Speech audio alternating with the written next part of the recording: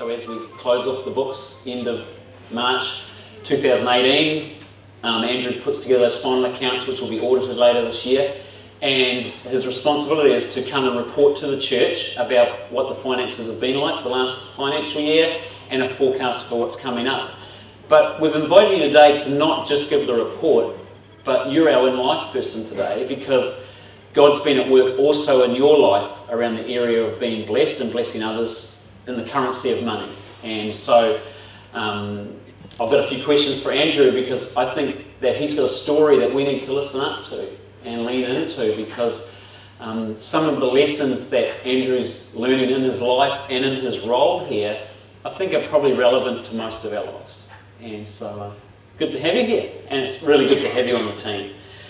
So Andrew, you've come in here 2 years ago as operations manager for CBC. It's more than money, it's the whole operations to do with things like strategic planning, health and safety, a whole lot of stuff. But specifically as you think about the finance side of City Bible Church, how would you describe what you have seen as CBC's approach to finance?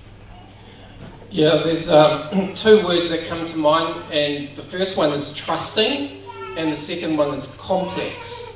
So if I take the trusting word first, what I mean by that is we trust people to manage their own finances, and we trust them to make their own giving decisions.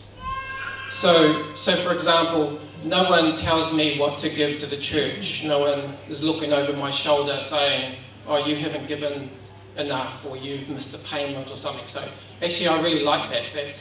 There's real freedom for me and for us in our giving. Yeah, and you say it's complex, like what do you, I mean, for some people they think anything financial is complex. For you, you're an accountant, so therefore it shouldn't be complex. Why do you think we're complex here? What do you mean by that? Yeah, I feel like I've been in church my whole life, but CBC, I say, is not like a normal church, because it's not because of you guys. Maybe it's because of me. But there's a lot happening here. So, for example, we talk about Agora here. So Agora is this building that we're in. But it's also the community trust that CBC has established. And we also talk about Agora as being like the outward-looking face of CBC. So Cafe Agora, it's our community-facing part. But it also gets complicated because we have staff who are employed by CBC and Agora who work for each of the different organisations. So we have money flowing backwards and forwards, and we have swaps of time for people. So because CBC is so outward looking, it gets a little bit more complex, and we have two organisations through which we do that. So, I mean, you've already sort of said that trusting thing is a side of that you like, but so thinking about this idea of a trusting community around the idea of finances, what do you like and dislike about that? Yeah, our giving and our receiving is not formula driven, so I find that really refreshing, and particularly when I've been in church my whole life. And I also like the fact that we have flexibility, so I get to listen and respond to what the Holy Spirit is telling me to do. And we can be flexible based on our circumstances as well. So for example, for Raymond and I and our family, 2 years ago, we were students, full-time students after returning from Thailand. And so we had different circumstances then. And now, I'm still studying, I'm doing a master's, so I'm studying part-time, I'm working part-time, and I also volunteer for my mission organisation. And Raywin, she's volunteering full-time. So that's our circumstance, so our giving should reflect our current circumstances. And we think maybe next year our circumstances might change again, so therefore I might adjust what we do with our money and our finances and our giving.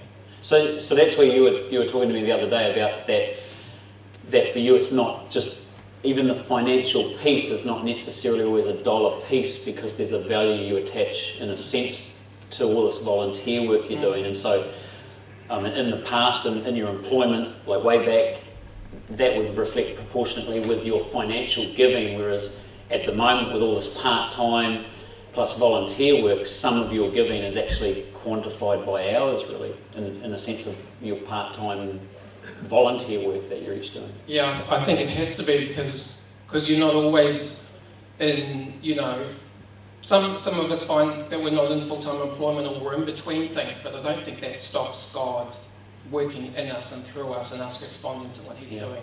So what is it? I mean, it sounds to me like you like the trusting thing, but is there anything that you dislike or that makes you nervous about that? There is this, because I'm sort of an accountant, right, and I like things to be in order. This trusting people with their own finances and giving makes me a bit nervous, and it's because I grew up with church, and so we were taught that you should give 10% of your income to the church. Now that's really good in one sense because it's easy to organise, it's easy to think about it, and easy for the church to plan and budget. But but for us as a family, I still use 10% as a guide, but I'm way more flexible about that. So probably most of our giving does still go to the church, but I'm always looking for opportunities to give to something else.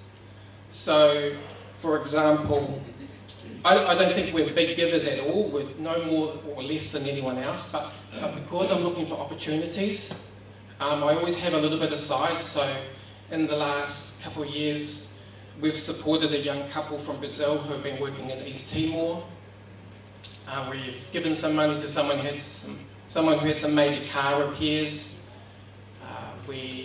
We also paid for someone from Thailand that we knew to come out to New Zealand and have a holiday here for 10 years. Sorry. Wow, that was a big it was only 10 days. Yeah. But that kind of blew her mind to come and have a different worldview.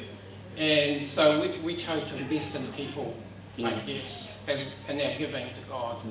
So it's almost like, it sounds like you have these two hats on. There's Andrew Singh, just normal guy who goes, I actually really like this empowering people are trusted to figure it out for themselves rather than we give them a number. But on the other hand, the nervous piece is you've got your operations manager hat on where we're saying forecast the next year and you're going, that's hard to plan or even to hold people accountable when we don't have a number. So I get the sort of the balance there between the two. When you think about the complexity of these of City Bible Church meshed in with Agora, what do you like and don't like about that? I like that we're really intentionally outward looking in our focus at CBC. There's lots of opportunities for us to invest in making our community a better place. And so I really like that, and I think that's a good place for the church to be, investing in ourselves as a community, but also looking outward. Yeah. And it's also a really good fit for me. So because I have this professional background and I've had some experience overseas in cross-cultural work, I love this mix of mission and church and community and business all together. And we have that here at CBC and Agora. So that's really a good fit for me because that's my passion right now. But with that, I also feel this real weight of responsibility. It's a bit like that nervous thing that we were talking about, because this trusting people and the complexity and providing people with really good information so you guys can make good giving decisions. It's really important that we give you that right information. Even I find it hard to listen and respond to God in my giving and how to manage my finances. So we should just admit, this is hard. It's not necessarily easy to do the right thing. But if we can give you good information about what's happening here and our needs, then that gives you a better chance to listen and respond to what God is saying to you. Yeah, and it makes it even harder because it's more complex here with lots of things happening in different organisations. So we're going to come back more to the CBC thing and your role in CBC around that and this desire you have to give clear communication that empowers us to make those Holy Spirit-led decisions. but before we go there, this is about in life, so we want to delve more into your life around how you've grown this area of, acknowledging you're blessed by God with the resource and to bless others with that, and how that works in your life and in your job. So one of the things that I've heard you talk about before is that you used to be an accountant with Deloitte's, and that one day you handed your notice in and you left Deloitte's, and you talk about it being one of the best decisions you've ever made in life was to leave full-time employment. Tell us about that. Yeah, I worked in the corporate accounting world for 12 years and I loved it. I got to travel, I had great professional development. The people that I worked with were amazing and lots of fun. But I didn't realise how much that had shaped my thinking until I had left. And it wasn't the fact that around the work or the people, but just, leaving gave me a different perspective. So I left, and I left a full-time job, a monthly salary, and went to living by faith with no guarantee of any income at all. So, and when you take your family across the world in that kind of situation, there's nothing like that to make you start talking to God about your money. But what that did was it really changed my thinking, and I started to see money and finances quite differently. And I started to see it in a lot more healthy and liberating way. Yeah, so tell us, what was the thing you left Deloitte's to go and do, to travel overseas? Tell us a little bit about that. Yeah, so we, as a family, we moved to Chiang Mai in Thailand, and we ran a hostel for missionary kids. So we had teenagers come and live with us. I love teenagers, but I never want to do this again. It was hard. But these were teenagers of missionary families who were working in Bangladesh, Mongolia, India, Thailand, all over the Southeast Asia, and they came to live with us in this big house so that they could go to the local international school and have appropriate schooling. So we did that for 4 years. Okay. So while you're in that mode and there's this reshaping going on of your thinking around your finances, talk to us about that. What was changing in you?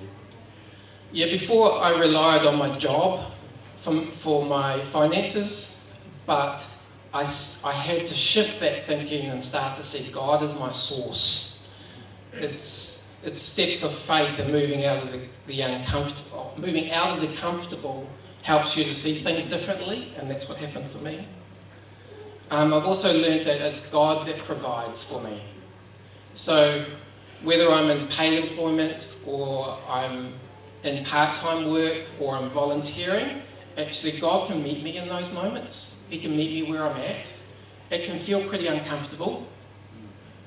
If I lost my job today, it would be pretty uncomfortable, but do I make a choice to see God as my source, or is my job my source? So that's the shift in thinking.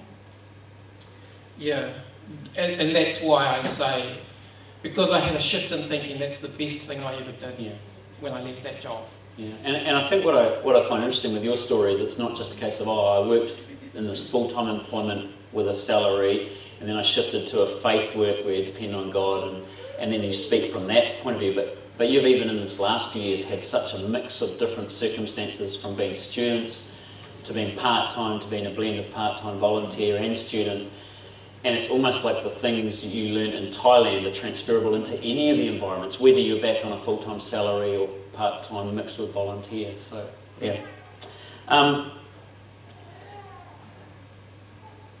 If you think about now your role as operations manager at CBC, and there's this sort of trusting and complex is how you see it, and you bring into that what you've been learning about God's rich provision for you. Just pull that together and I guess to what you see as what that means for you in that role as operations manager. And I know you have a real vision for us as a church around some of those things too. Yeah, I think, and I haven't realised that I've been doing this until I started to reflect on it. But what I've been trying to do is sort of bring two words together, and you'll probably pick up on this. It's the two words are faith and finances. So, and I guess that comes from two beliefs that I have. The first one is that God has entrusted to us gifts and skills and talents and finances. All of those are resources that God has given us. That's His blessing to us. But secondly, also that God calls us to partner with Him in what He's doing. So if first of all He gives us things and then He asks us to partner with Him, we have choices to make. So if this is true, then my finances aren't divorced or separated from my faith journey. And I also think that like faith is like a muscle, so you need to exercise it.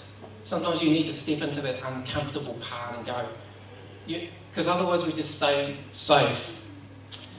It also takes faith to manage my finances well, because it's not easy. Yeah. And I have to learn to let go of the control of myself and trust that, God can do something. I think that faith and finance, and that's a language that you have been introducing, here. Some of it on Sunday mornings, certainly a lot of it in our communications, is new language for us at CBC. We've had these annual reports and then every now and then other little updates. But this is language that in your role with your responsibilities, you really want to see that as part of our culture here, is that we are a faith finance culture, that our faith is deeply connected to our finance. And I think that we've been seeing that begin, and we just really appreciate you bringing attention to that. I mean, there's a way in which with other areas of the church we bring attention to things, maybe around a community with life groups, and we're going to be looking at loving the lost later in the year, and we want to relook at what are the ways that we're actually reaching out like we were a few years ago, so with long story short. So in some ways you're doing the same as with other areas. You're saying, hey, well, in this area of life, our finances, this also relates to our faith as well. So appreciate that you're doing that for us. So you're about to give us a financial report, but as you think even of the year ahead, how would you summarise these ideas? Yeah, if we take these two words, faith and finances, then what we need to be doing is giving you clear information. What is it as a church that we're doing? How are we tracking? How can you respond to what's going on? Not just about money, but everything. So, because we want you to be able to make spirit-led wise decisions. That's my goal. If we all can all do that just a little bit, even just 5% more spirit-led decision making, then I think we're on the right track. And there's also, I want to bring some encouragement. We should be encouraged by what God is doing, but actually also challenge. There's this tension between encouragement and challenge. So we should be challenged, otherwise I'll get lazy and I'll pull back in my giving to God in whatever way. So, yeah, and I don't think there's a danger in stopping our giving or pulling back, because we're encouraged to give to God and see what God can do through that. And as we give to each other and to God, then we create community. And I think we learn to love each other in a really rich way. And as we do that, I really believe that God can meet us and we can be amazed at what God can do through us and in us. Well, thanks, Andrew. I just think it would be good to pause and just that we collectively would just pray for Andrew, and then you're going to give us your report. But and I guess in some ways, we could wait till after the report. But I think in the role of who you are, rather than this report that you're going to do, it'd be good for us just to pray for you now. Father God, I thank you for Andrew. Thank you for Raywin and Jordan and Megan. Thank you for this family who are on a journey of faith as well, and that you've been teaching them so much through these years. Thank you for Andrew and bringing him to us to serve amongst us, but also to be part of our family. And I thank you for the things that you are teaching him, so in turn he can teach us. And we just appreciate that. I just pray that you would continue to impress on him that you're his provider and that he can trust you. But give him also great wisdom and real clarity of thought as he would communicate with us what's going on around here when it comes to money. So we thank you for him, and we're asking you to fill him up today. And even now, Lord, just by your Spirit, would you empower him and the words that he shares with us? May they not just be a list of numbers, but help us to see the heart that sits behind them. I pray this in Jesus' name.